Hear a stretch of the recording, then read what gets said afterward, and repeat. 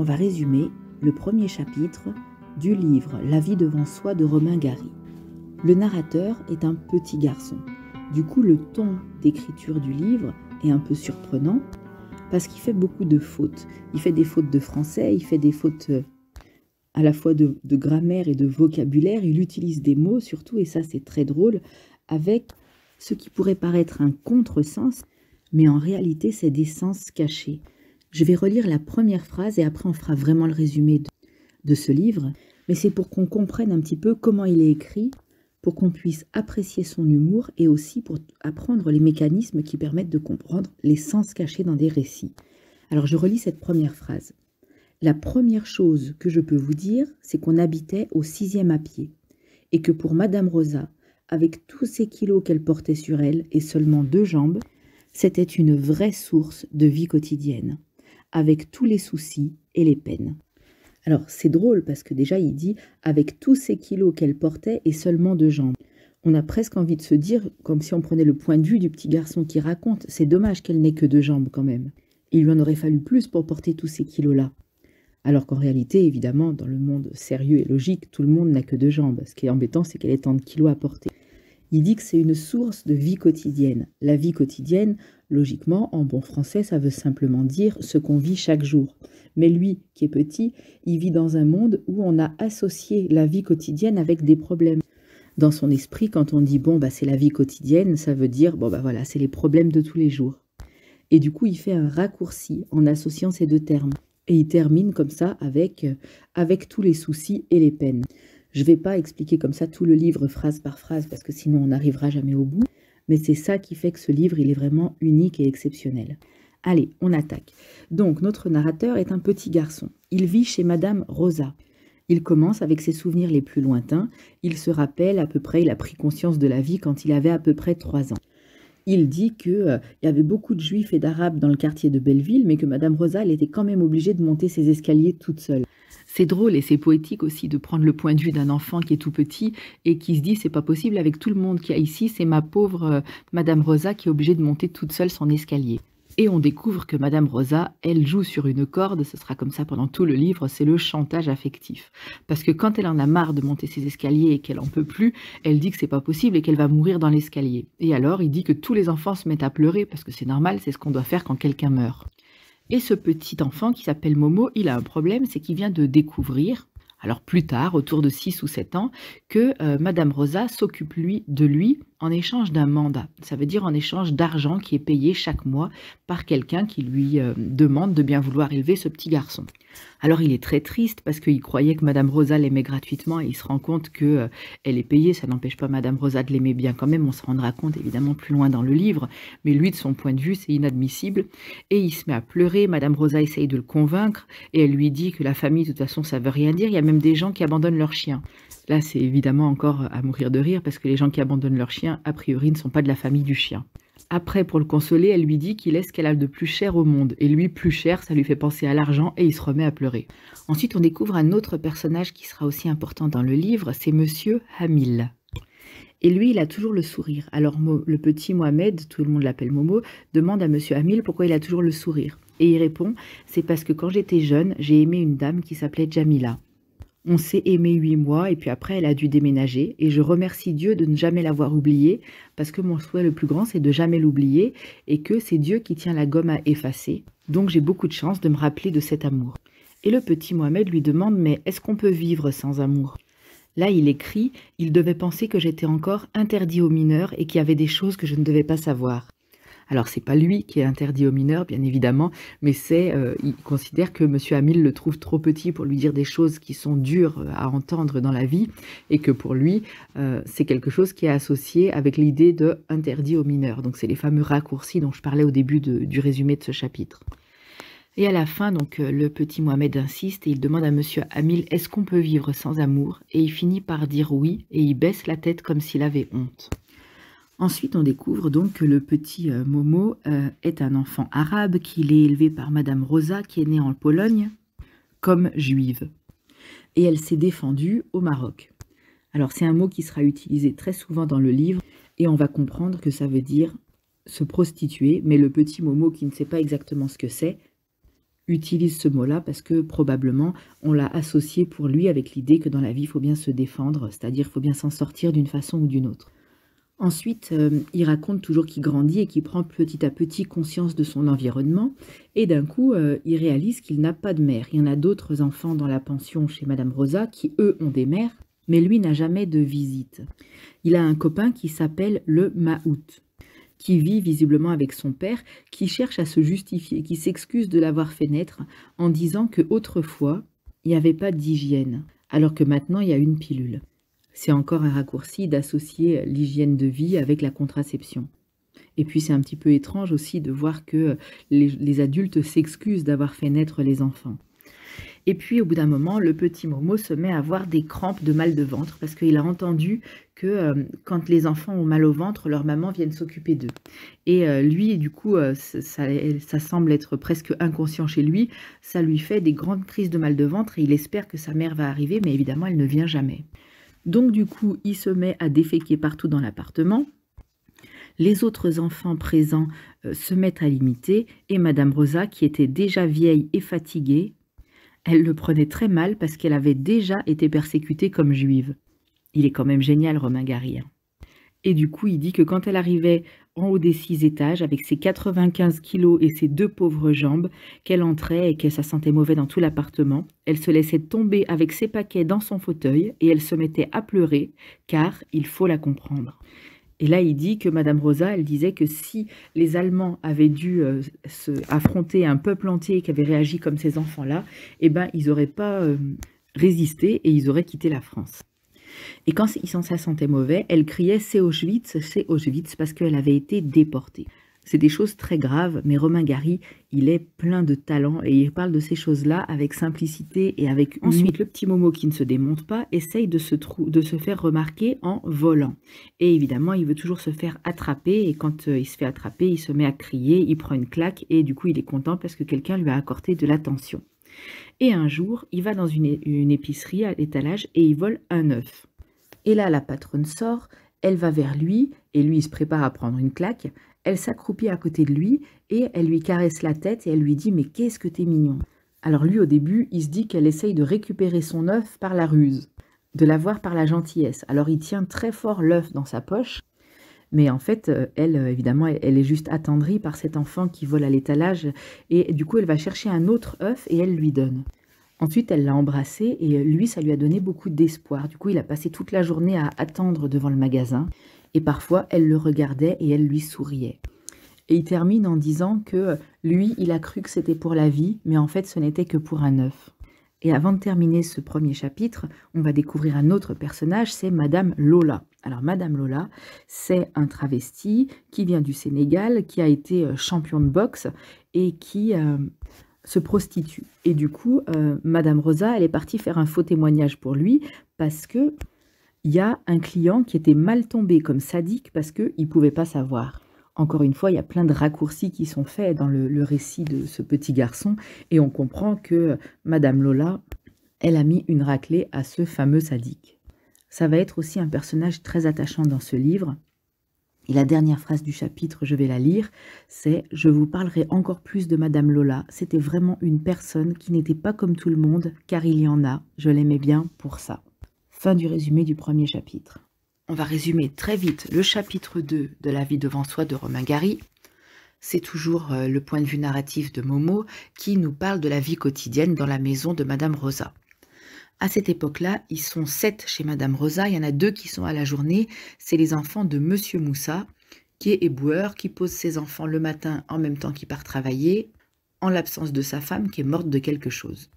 Ensuite, il y a Michel qui a eu des parents vietnamiens, et Madame Rosa dit qu'elle ne le gardera pas un jour de plus, mais elle dit ça depuis 1 an parce que c'est un enfant pour lequel les mandats n'arrivent pas. Ensuite, il dit que Madame Rosa, parfois, elle place les enfants dans des familles qui sont dans le besoin parce qu'elles se sentent seules. D'ailleurs, le petit Michel, il a été placé dans un restaurant. Et donc, Momo, il dit qu'il a vu défiler plein d'enfants, mais il n'y en a que quelques-uns qui sont restés de façon plus ou moins définitive. Il y a lui, Moïse, Banania et le Vietnamien avant qu'ils soient placés. Je vais encore faire une aparté, mais je vais la faire rapidement. On pourrait trouver par exemple que c'est un peu abusé d'appeler Banania un enfant noir ou de tenir des propos qui peuvent sembler racistes comme un petit peu Madame Rosa. Mais Romain Gary, c'est quelqu'un à qui on ne peut pas faire ce reproche-là parce que lui, il est inattaquable. Parce que Romain Gary, il a tellement aimé les gens, les hommes en général, mais surtout les femmes en particulier, et toutes les ethnies, toutes les communautés. Il a réussi cet exploit absolument extraordinaire vu le contexte et l'époque dans laquelle il est né, d'avoir un vrai respect pour les gens. Et ce, malgré le vocabulaire. D'ailleurs, dans ce chapitre, il va encore parler des prostituées, il en parle dans tous ses livres. Mais Romain Gary, il est quand même unique, c'est le seul qui arrive à en parler sans condescendance, sans mépris, sans édulcorer la situation non plus. Et je suis encore en train de digresser, donc je ferme la parenthèse et je reprends mon résumé. Donc il y a une scène qui est géniale où Madame Rosa attrape le petit Momo et le coince dans le petit endroit. Alors il dit que déjà Madame Rosa, elle est tellement étendue que le petit endroit paraît encore plus petit quand elle est là. Elle le trouve précoce en tant qu'arabe, j'ai sauté une phrase dans la lecture, et elle veut lui faire la morale pour lui dire d'arrêter de pousser les autres enfants à réclamer leur mère. Et elle va lui faire un petit peu la morale en lui disant qu'il se comporte comme un meneur et que les meneurs vont toujours en prison et qu'elle veut qu'il soit honnête et sans délinquance juvénile. Ensuite, il y avait le petit Banania qui ne recevait plus de mandat depuis longtemps, mais il s'en foutait parce qu'il avait 3 ans et des sourires, et Madame Rosa ne pouvait pas le renvoyer parce qu'elle aurait pu se passer de lui, mais pas de ses sourires. Donc du coup, elle gardait les deux. Et elle mandatait Momo pour accompagner Banania dans les foyers africains pour qu'il puisse voir du noir, parce qu'elle dit qu'il en a besoin pour grandir, parce que sinon plus tard, quand il sera adulte, il ne pourra pas s'associer. Et donc Madame Rosa, elle demande à Momo de l'aider et de se comporter en grand, puisque c'est l'aîné. Elle lui parle aussi de ce que font vraiment leurs mères, à mots couverts, et lui, il montre qu'il en sait déjà beaucoup. Et il lui dit qu'elle aussi, elle s'est prostituée quand elle était jeune et belle. Et là, il dit que ça l'émeut, Madame Rosa, qu'on lui dise qu'elle a été jeune et belle. Et elle dit, mais je suis vieille et malade et j'ai eu que des ennuis depuis que je suis sortie d'Auschwitz. Et là, il dit, elle était si triste qu'on voyait même pas qu'elle était moche. Du coup, il la prend dans ses bras et Madame Rosa, elle est émue. On voit qu'il y a beaucoup de tendresse entre elle et les enfants qu'elle garde. Et du coup, il sort en disant est-ce que j'ai compris que je ne peux pas avoir de mère, mais est-ce que je peux ramener un chien à la place? Alors évidemment, elle dit qu'il n'en est pas question. Elle dit, vous voyez déjà le nombre qu'on est là-dedans et avec quoi je vais le nourrir? Qui sait qui va m'envoyer des mandats pour le chien? Il dit à un moment au sujet de Madame Rosa que dans le quartier, les gens disent que c'est une femme sans cœur. Et lui, il dit, c'est vrai que c'est une femme sans cœur. Ça fait 65 ans qu'il n'y a personne pour s'en occuper. Comme si finalement, le fait d'être sans cœur, elle en était plus victime que responsable, parce qu'elle n'a personne pour l'aimer. Pas d'homme en tout cas. Et donc pour finir ce chapitre, il va dans un chenil, il demande pour caresser un chien, il fait sa petite tête qu'il sait bien faire, et à la fin, il s'enfuit en volant le chien. Et il dit que s'il y a bien une chose qu'il a appris, c'est à courir, parce que sans ça, sans courir, on ne peut pas s'en sortir dans la vie. On va résumer très vite le chapitre 3, de La vie devant soi de Romain Gary. Le petit Momo a pris un chien. D'abord, il lui cherche un nom, il ne sait pas comment l'appeler, Tarzan, Zorro, et il l'appelle provisoirement Super. Parce qu'il a beaucoup d'excès et du coup, il faut absolument qu'il mette ça en quelqu'un et il le met dans le chien. Mais il garde la possibilité de changer de nom si jamais il trouve le nom idéal, parce qu'il pense qu'il y a peut-être quelque part un nom qui attend. Et ce chien, il se met à l'aimer comme pas possible. Il l'aime, il l'adore. Et tous les enfants dans la maison l'aiment aussi, sauf Banania qui lui aimait déjà tout et était déjà heureux sans avoir le chien parce qu'il n'avait pas de malheur particulier. Il dit d'ailleurs que Banania n'est peut-être pas normal parce qu'il a 4 ans et il est toujours heureux.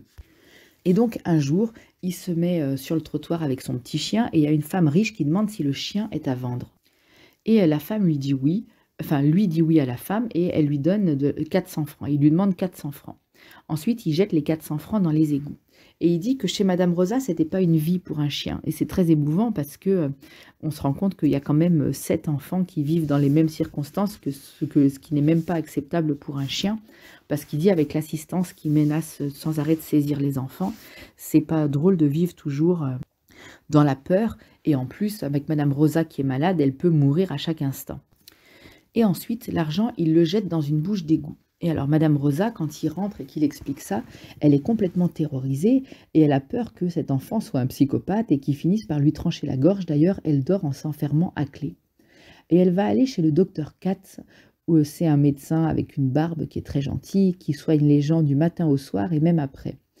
Et donc là, on va comprendre qu'il y a quelque chose qu'on retrouvera à la fin du livre, parce que Madame Rosa a peur qu'il soit fou et que ce soit de famille.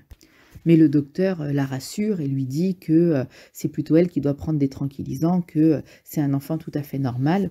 Il lui demande il lui demande s'il fait beaucoup de crises de violence. Elle dit pas du tout. S'il pleure souvent, elle dit non, il ne pleure jamais. À ce moment-là, il se met à pleurer parce que il vient de dire qu'il n'y a rien qui va arriver. Et rien qui va arriver de façon horrible et dramatique. Mais lui, il se dit que finalement, ça veut dire qu'il va rien arriver dans sa vie. Il comprend de travers et ça lui donne envie de pleurer. Et finalement, donc du coup, il rentre à la maison et lui, il est au bras de Madame Rosa et Madame Rosa est toujours très fière quand elle est en compagnie. Même si elle est en compagnie juste d'un petit garçon de 8 ans, elle se tient, elle se pavane très fière et il dit que elle a mis des beaux habits et qu'elle s'est aussi maquillée, mais que dans son cas, ça ne sert plus à rien parce qu'il n'y a plus rien à cacher. Et ils rentrent chez eux et encore une fois, elle dit qu'elle ne veut pas mourir dans l'escalier et le petit Momo dit comme si c'était si important que ça de finir les 6 étages.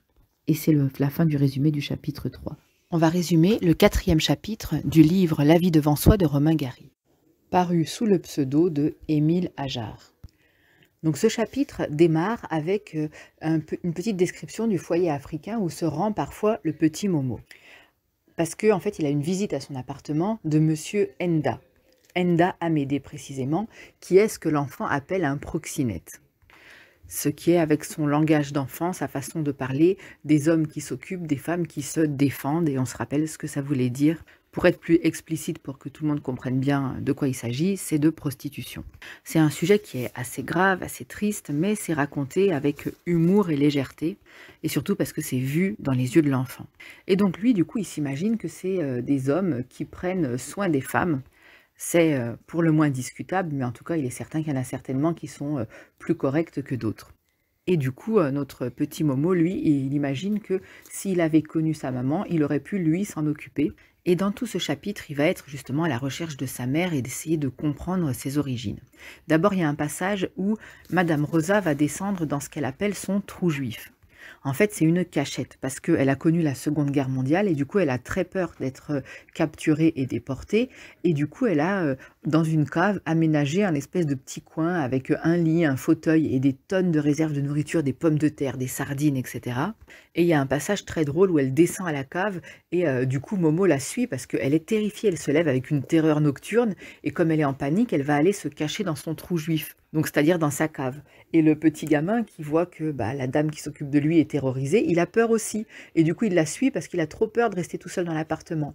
Il se met à descendre derrière elle les 6 étages, et quand la minuterie s'arrête, elle rallume la lumière, et lui, chaque fois, il a peur parce qu'il se retrouve dans le noir. Et à un moment, donc il la poursuit sans qu'elle le voie, la lumière s'éteint et c'est lui qui rallume. Alors évidemment, Madame Rosa, elle a peur parce qu'elle se doute qu'il y a quelqu'un qui la suit, mais elle est complètement sonnée, on voit qu'elle a été traumatisée par la guerre, donc du coup elle est dans un état second et elle continue à descendre, à aller là-bas. Et lui, quand il va la voir, qui est si heureuse dans son fauteuil tout cassé, caché dans la cave, il va sourire et il dit qu'il n'a plus peur, parce que la peur, c'est contagieux. Et du coup, quand Madame Rosa a peur, il a peur, et quand elle est rassurée, lui, il est rassuré aussi. Ensuite, il va y avoir un grand dialogue avec Monsieur Hamil. Monsieur Hamil, il est algérien. Il était vendeur de tapis et il aime beaucoup Momo, qu'il appelle Mohamed, et il prend soin de lui. Madame Rosa, elle demande à Monsieur Hamil de lui lire le Coran, parce qu'elle dit que c'est important qu'il sache qu'il est arabe, et du coup, il dit qu'il les remercie pour leurs origines. Parce que lui, la question des origines, c'est très compliqué. Il a été placé quand il était bébé chez Madame Rosa, on suppose, et lui-même suppose, que sa mère était aussi une prostituée, parce qu'en général, ce sont les prostituées qui cachent leurs enfants chez Madame Rosa, et elle leur fait faire des faux papiers. Donc lui, il dit à Monsieur Hamil, comment tu sais que moi je suis arabe et que je m'appelle Mohamed et que je suis musulman? Ça veut dire que tu connais mes parents. Et Monsieur Hamil botte toujours en touche, il lui cache l'origine de ses parents. On comprend qu'il y a un drame autour de la naissance du petit Momo, mais on ne sait pas lequel précisément. Alors Monsieur Hamil, il lui dit, écoute, t'as qu'à imaginer que ton père, c'est un héros de l'indépendance algérienne et qui est mort au combat. Et Momo, il lui dit, oui, mais bon, moi je préférerais quand même avoir un papa qui n'est pas un héros, plutôt que d'avoir un héros mais que je ne connais pas. Et il dit à un moment, est-ce que mon père, il a fait quelque chose d'horrible et c'est pour ça que tout le monde a tellement peur de lui qu'on ne peut même pas m'en parler. Et là, Monsieur Hamil se fâche et il dit c'est n'importe quoi, et au bout d'un moment, il s'arrête de parler et il ne lui raconte plus. Mais ils sont très proches tous les deux, d'ailleurs, avant d'arrêter de parler, Monsieur Hamil va encore lui parler de Nice. Et Nice, ça paraît la ville de rêve. Il raconte qu'il y a des mimosas partout, que les colombes, elles sont tellement heureuses de vivre qu'elles battent des ailes, c'est comme quelqu'un qui applaudissait. Et il va raconter encore quelque chose de très drôle, le petit Momo. Un jour, il avait convaincu Moïse et un autre enfant qui était en pension chez Madame Rosa de partir à Nice à pied. Donc on imagine Paris-Nice à pied pour des enfants, c'est à peu près impossible. Et du coup, ils se sont mis en route pour aller vivre là-bas. Et il dit, mais finalement, quand on est arrivé à la place Pigalle, donc ça veut dire qu'ils ont fait un petit bout de chemin dans Paris, mais encore pas un grand bout, il dit, on est rentré parce qu'on avait peur, on était trop loin de chez nous.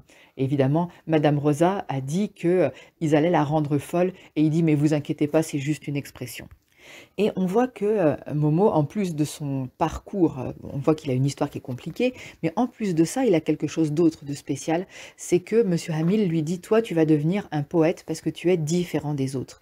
Et on le lit à travers ça, et c'est un petit peu aussi l'expression de l'auteur qui lui aussi a traversé beaucoup d'horreur, a vu des choses terribles, mais qui pose dessus un regard qui est poétique. On se demande des fois si c'est pas un peu abusé, si c'est pas de la naïveté de...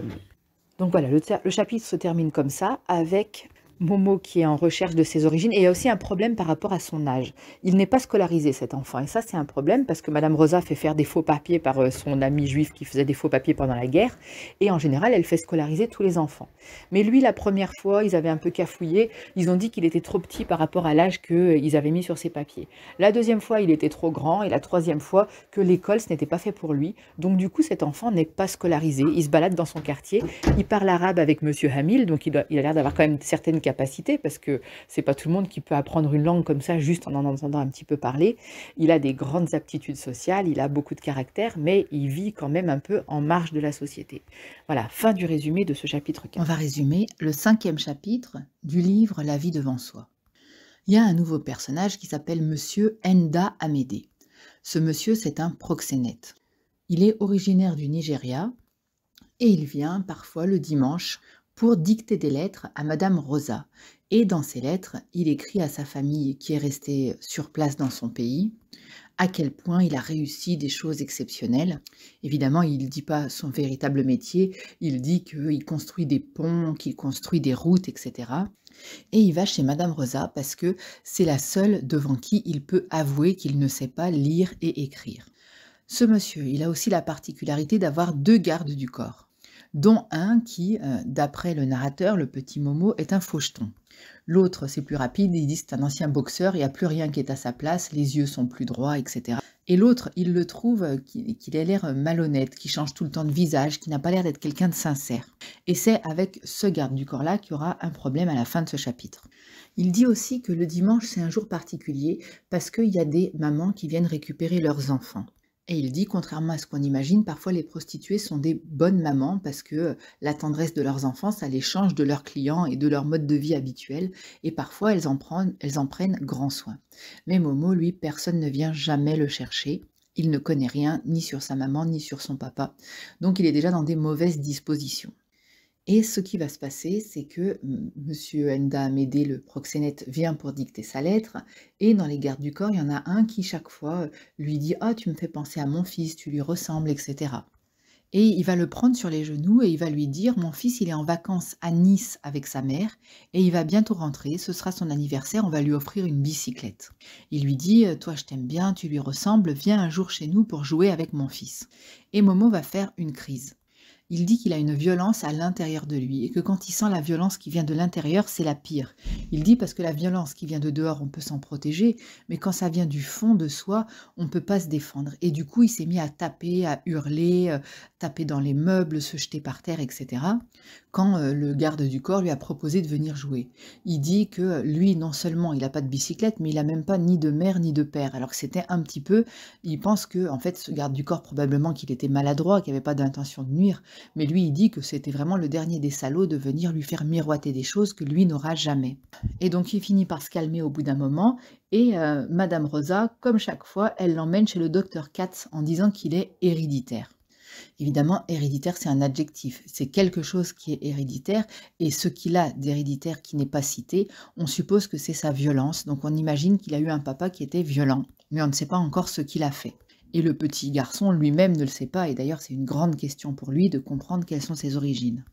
Et à la fin, le docteur dispute Madame Rosa, lui prescrit des tranquillisants, en lui disant que c'est elle qui doit se relaxer un petit peu, et qu'elle devrait avoir honte de l'accuser.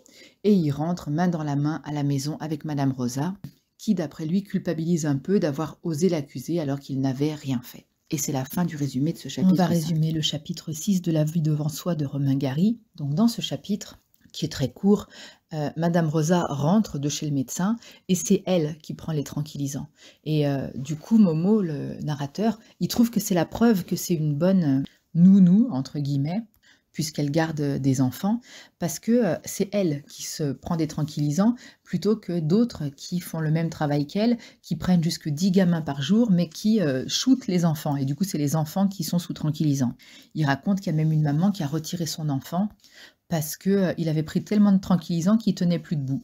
Alors il dit, on le mettait debout, il tombait par terre. On le remettait debout, il retombait. Et il dit, on pouvait jouer avec lui comme ça. C'est évidemment toujours, c'est tout le temps comme ça dans ce livre, c'est de l'humour sarcastique, parce qu'évidemment, c'est pas drôle de récupérer un enfant qui est complètement drogué. Ensuite, il raconte que des fois, Madame Rosa, elle se prenait tellement de tranquillisants qu'elle s'asseyait dans le fauteuil et elle calculait plus rien de ce qui se passait autour d'elle, et que quand un enfant passait devant elle, parfois, elle faisait un petit signe de la main ou un petit sourire, comme si ça avait été un train qui passe. Et du coup, dans ces moments-là, c'est Momo qui fait... la loi un petit peu, c'est lui qui gère les autres enfants et il aime bien parce que ça lui donne un air supérieur. Il dit qu'il surveille surtout à ce que les enfants ne mettent pas le feu aux rideaux parce que les rideaux, c'est le truc auquel tous les jeunes, les enfants veulent mettre le feu en premier. Bon, et à la fin, il va raconter quelque chose. C'est que Madame Rosa, elle a subi un traumatisme. On comprend qu'elle a été raflée, elle dit qu'elle a été embarquée au Vélodrome d'hiver, c'est là où ils avaient rassemblé tout plein de juifs qu'ils avaient récupérés dans la ville de Paris pour les envoyer en déportation. Et du coup, elle a peur des coups de sonnette parce qu'elle a peur que ce soit les Allemands qui débarquent chez elle. Et Momo, il dit, je regrette de ne pas avoir connu l'époque des nazis et des SS parce qu'au moins, à cette époque-là, on savait pourquoi et maintenant, on ne sait pas. Comment est-ce qu'on peut comprendre ce passage ? C'est déroutant parce qu'il se rend compte que c'était horrible et en même temps, il dit qu'il aurait voulu connaître cette horreur parce que je pense que ce qu'il veut dire, c'est que à cette époque-là, on savait ce qu'il y avait à combattre, on savait où était le mal et on pouvait lutter contre. Alors que le drame, c'est que le mal, il est à l'intérieur des hommes, pas que les nazis malheureusement. Et du coup, quand il y a des choses qui sont dures ou qui sont tristes, et ben des fois, on ne sait pas comment lutter contre. Par exemple, la misère, ou alors ces fameux enfants qui sont placés chez une nounou avec aucune maman pour s'occuper d'eux. Donc du coup, les enfants qui sont un peu taquins s'amusaient à sonner très tôt le matin pour lui faire peur. Et elle, du coup, elle sautait. Ça le fait bien rire parce qu'il dit qu'elle faisait déjà plus de 95 kilos et qu'elle bondissait du lit. Et elle commence à descendre l'escalier. Parfois, elle va jusqu'en bas. Parfois, elle s'arrête au premier étage et elle remonte.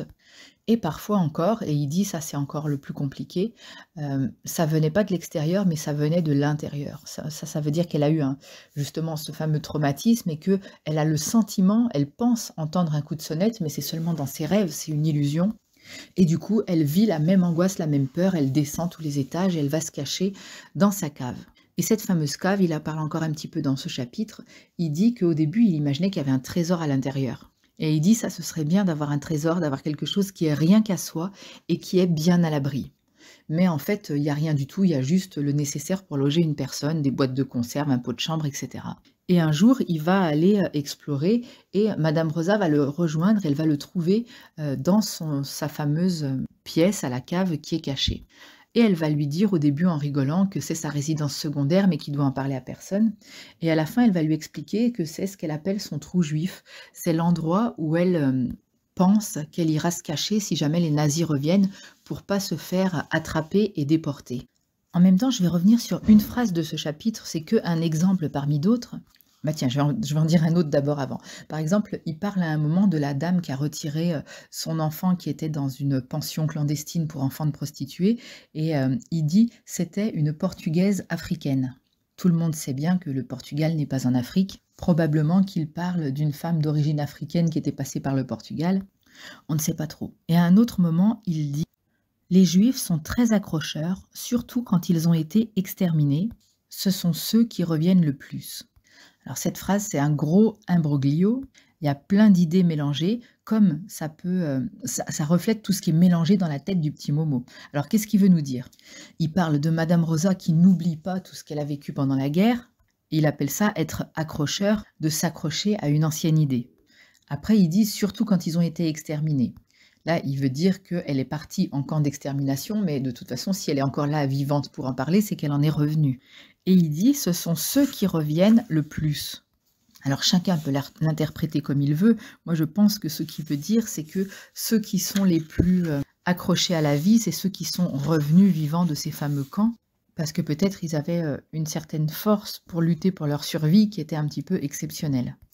Et du coup, tout ça pour dire, qu'est-ce qui ressort quand on lit ces chapitres-là? Est-ce que tous ces personnages dont il parle, le petit Momo qui est arabe et musulman, ça, Madame Rosa qui était juive et qui était revenue d'un camp de concentration, la prostituée qui était portugaise et africaine, ou encore dans les premiers chapitres, quand il y avait un Sénégalais boxeur travesti qui était aussi reconverti dans la prostitution. Qu'est-ce qui ressort de tous ces personnages? Il en parle avec un langage cru, avec des mots qui pourraient paraître être des insultes, parce que c'est le point de vue de cet enfant, et cet enfant, c'est le vocabulaire dans lequel il baigne. Mais on voit qu'il en fait des portraits plutôt tendres de ces personnages. Il nous pousse à nous attacher à eux. Quand on lit tout ça, on est attaché à Madame Rosa, on voit qu'elle fait comme elle peut dans les malheurs, les divers malheurs qui sont les siens, pour s'occuper de ses enfants. Et toutes les mères qui abandonnent plus ou moins leurs enfants pour se prostituer, on comprend bien que c'est des vies qui sont quand même assez misérables. Et pourtant, il nous renvoie pas quelque chose où on se met à les détester. Et c'est tout le talent de Romain Gary, c'est de réussir à jongler avec ce langage parlé, parfois cru, sans n'être jamais insultant. Dans le fond, il n'est pas insultant, et il décrit très bien tout ce monde-là. Voilà, on va arrêter là le résumé de ce chapitre 6 et on lira très bientôt un suivant. On va résumer le chapitre 7 de La vie devant soi de Romain Gary. Alors, le petit Momo, il aime bien aller dans la salle d'attente du docteur Katz. Il l'a déjà dit dans un chapitre précédent et c'est l'occasion de décrire un petit peu encore la population qu'il y avait dans la salle d'attente. Et encore une fois, c'est très drôle. Parce que par exemple, il dit que comme il y a des gens qui viennent de partout dans le monde, ils ramènent des maladies vénériennes exprès pour bénéficier de la sécurité sociale. Ce qui est bien évidemment ironique et une façon de se moquer un petit peu de ceux qui ont ce genre d'idées, parce que personne ne fait exprès d'être malade pour se faire soigner. Ensuite, il dit encore quelque chose de très drôle. Il dit « les maladies vénériennes, on peut les avoir en public ». C'est ce qu'on appelle aujourd'hui les MST. Mais il y a d'autres maladies qu'on doit garder chez soi, comme par exemple la grippe ou la coqueluche ou la scarlatine. Et il dit que lui-même, d'ailleurs, comme il passait beaucoup de temps dans la salle d'attente, ça lui est arrivé d'attraper une scarlatine ou une coqueluche, je ne sais plus, qui ne lui était pas destinée. Ensuite, il va raconter quelque chose qui est très mignon, c'est que Madame Rosa, elle fait parfois des faux papiers pour placer les enfants, pour éviter que soit la famille plus ou moins éloignée, les oncles, les tantes, soit des mères dénaturées, on va expliquer après ce qu'elle appelle comme ça, viennent les récupérer pour les empêcher d'être heureux. Bon, ce qui est tout à fait illégal, bien évidemment. Donc, les oncles et tantes, elle dit que parfois ils veulent les récupérer pour pas faire voir dans le quartier qu'ils n'ont pas de cœur et qu'ils ont abandonné les enfants. Et les mères dénaturées parce que elles n'ont pas l'instinct d'aimer leurs enfants, comme par exemple les lionnes. Et là, il y a encore un dernier petit passage où il dit qu'il s'imagine une lionne qui sonne à la porte et qui rentre pour défendre ses petits, parce qu'il a un grand besoin d'affection. Et du coup, il s'invente une grande lionne qui viendrait le défendre. Et il dit d'ailleurs, la lionne, elle est réputée pour ça, elle pourrait se faire tuer pour défendre ses petits. Et puis, si elle ne le faisait pas, ça nuirait à sa réputation. Donc cette fameuse lionne, il l'a fait venir et il raconte cette histoire. Et les autres petits qui logent avec lui chez Madame Rosa, il dit qu'ils ont parfois peur parce que les lions, c'est réputé pour manger. Il dit, qu'est-ce que vous voulez, il faut bien qu'ils se nourrissent aussi. Alors du coup, les enfants ont peur. Mais il réussit à les amadouer en expliquant que c'est une bonne lionne qui vient protéger ses petits. Et il dit qu'il la laisse lécher les autres en premier parce que c'est lui l'aîné et qui doit prendre soin des autres enfants placés là-bas. Mais Madame Rosa va mettre le holà, va arrêter ce délire de lionne qui rentre parce que ça lui fait peur, alors que quand même elle sait bien que c'est pas la réalité, qu'il n'y a pas une lionne qui vient vraiment, que c'est uniquement dans l'imaginaire du petit Momo, mais elle lui dit les rêves de quand on est enfant, ça devient des cauchemars quand on est vieux, et elle, quand elle imaginait une lionne qui rentre dans son appartement, ça lui donnait des terreurs nocturnes. Il dit aussi qu'elle avait un système de plus en plus nerveux, le système nerveux revisité par le petit Momo. Et donc le chapitre se termine comme ça, en disant que lui et elle n'imaginaient pas du tout la même lionne. Fin du résumé.